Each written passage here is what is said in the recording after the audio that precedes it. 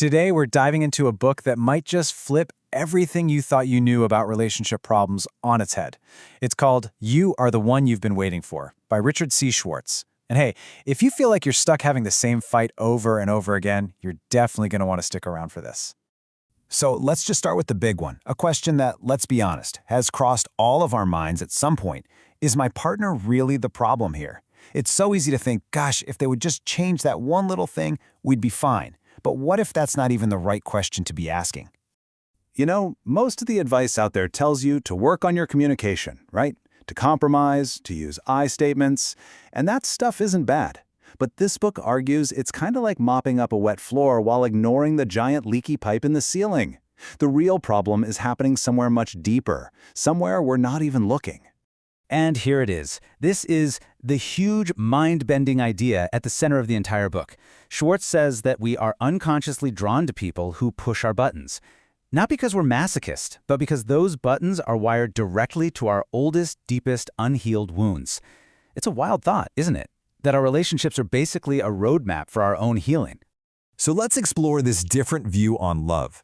It's a perspective that asks us to pivot, to shift our focus away from our partner's flaws and turn that spotlight inward to our own internal world. Because that, right there, is where the real power for change is. And here's something that's absolutely crucial to get. Even though this book talks a lot about romantic partners, it's not just about that.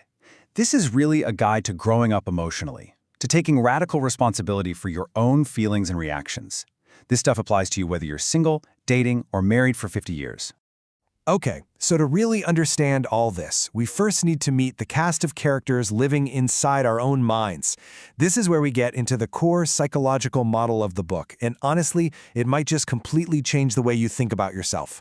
The whole thing is built on a framework called Internal Family Systems, or IFS, and the core idea is actually pretty simple, but it's so profound. It says, you are not one single personality. Instead, your mind is more like an internal family made up of all these different parts of you.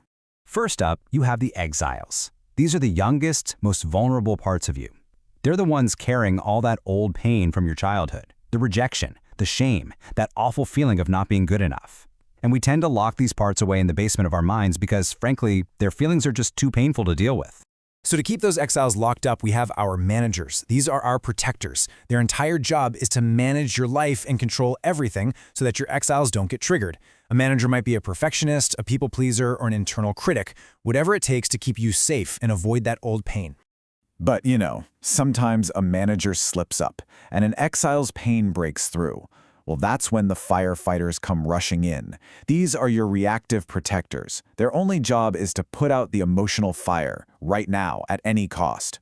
This can look like a sudden burst of anger, completely shutting down, or distracting you with things like binge eating or drinking. Their motto is basically, make the pain stop. Now, this is the most important part of the whole system. IFS says that beyond all these busy reactive parts, every single one of us has a core self. The self isn't a part. It's the real you. It's naturally calm, curious, compassionate, and courageous. Think of it as the wise, loving leader that your inner family has been waiting for. And this example just nails the difference. So picture this, your partner's late. An exiled part might immediately think, see, I'm not important to them. A firefighter part might jump in with anger and accusations the second they walk in the door. But yourself? It just gets curious. I wonder what happened. I hope they're okay. Same situation, but a completely different universe of experience inside. So this brings us right to the heart of it. Now that we've met our inner family, let's look at why our romantic partners have this unique, almost supernatural ability to trigger all these parts so intensely. This right here is the hidden dynamic behind so many of our fights. Well, the theory is that romantic intimacy is just so potent because it taps into the same emotional wiring as our very first bonds with our parents or caregivers. That deep need for safety, for love, for attachment, it's all the same. So when our partner does something, our nervous system can react as if we're 5 years old again. And that means they have a direct hotline to activating our deepest, oldest fears, that gut-wrenching fear of being abandoned, the sting of rejection, or that familiar, painful feeling of being totally inadequate. The thing is, your partner isn't usually trying to hurt you. They're just accidentally stepping on emotional landmines that were buried a long, long time ago. Think about a typical fight. On the surface, you see one person shutting down and withdrawing, while the other gets angry and pursues them. But what's really happening? Underneath, it's a part that is terrified of conflict clashing with another part that is terrified of being abandoned. It's not really two adults fighting about the dishes. It's often two wounded inner children crying out for help. Okay, once you really let that sink in, it leads us to the book's most empowering, most life-changing message. We're getting to the absolute core of what it means to be the one you've been waiting for, and this is a game changer.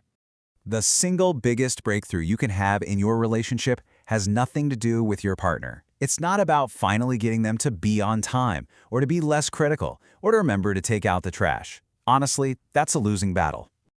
The real work, the real transformation happens when you take 100% responsibility for the parts of you that get activated by their behavior. It's the massive shift from saying, "You made me feel angry," to being able to say, "When you did that, a part of me felt really abandoned." That little change, it's everything. And this is what the title is all about. The person you've been hoping would come along and rescue you, heal all your wounds, and finally make you feel whole, that person is you. More specifically, it's your own calm, compassionate, courageous self. The power to heal has been inside you this whole time. Okay, that's a huge concept, right? But what do we actually do with it? How does this work in real life? Let's get really practical and talk about what it actually takes to build a mature, healthy love, moving this stuff from theory into our day-to-day lives. Here's a super simple 3-step approach. Step 1. Before things blow up, or even when you just feel that little twinge, just pause, breathe, and ask yourself, which part of me is showing up right now? Step 2. During the conversation, try to speak for that part using I feel statements instead of launching accusations. And step 3. Afterward, take a minute to reflect. What got triggered in me? Every time you do this, you're strengthening that connection to your core self. And when both people in a relationship start doing this work, the whole dynamic transforms.